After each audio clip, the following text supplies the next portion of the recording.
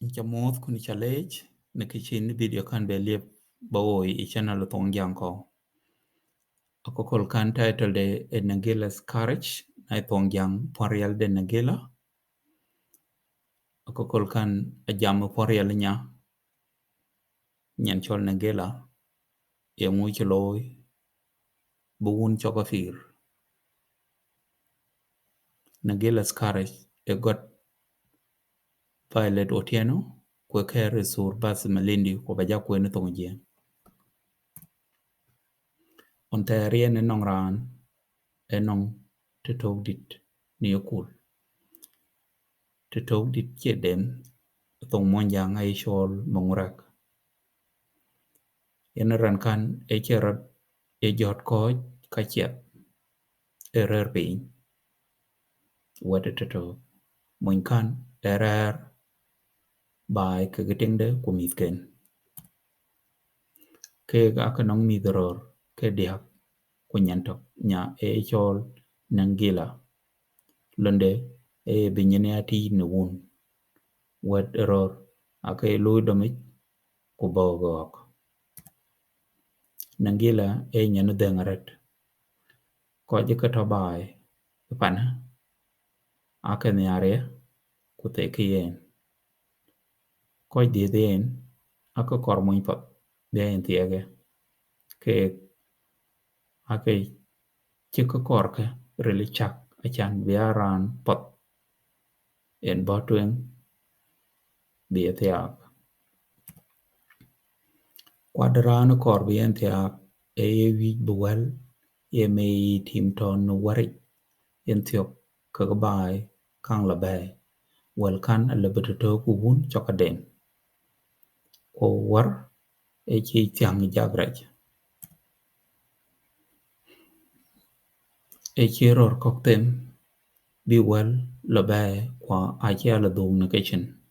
Ror kok aken aladuk kakapir warich. Nangila dier na koch. Agut chuan metke achi alo biglo warich. Ona kaltok achitak buwel die jarot. Mamande chi jam nyandia. Na chiro reliai. Kebi yin jal leo batiam kadi. Kunangila achi anam tole tak dia individual. Nadala warich ich. Nangila achi rom kagiting di rei team. Nangila achi en konya rei team ka. Ting di de achi po miet. Achi leg Nangila. Anabi yin leg tibi yin war nong jagra chuoptin. Kukayen baloi tichi yin getin.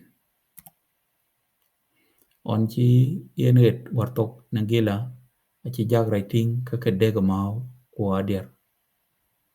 Achi ti kudai jagra achi nin etokotok. Na wen achi jagra jal nin aban ke Nangila yor warich. Achi walio kuteo joga ich. Joga de ich. Back to tire Thuɔŋjäŋ ay chol joga. Kayen jol kwang buduka gir warich. Ke atiak piu jogrot. Wen chi Nangila get wartok ke jagra paj. Yen achirioj. Kuyen achiket ne dini chiting di ichikony pajen. En nyanda wakesa ane rantom de ko chieng warich. Ane abon wet chiro rio big ban.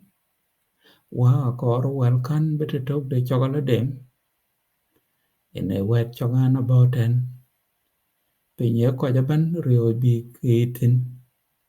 Ne wet wek aye ko ke kumpin nom.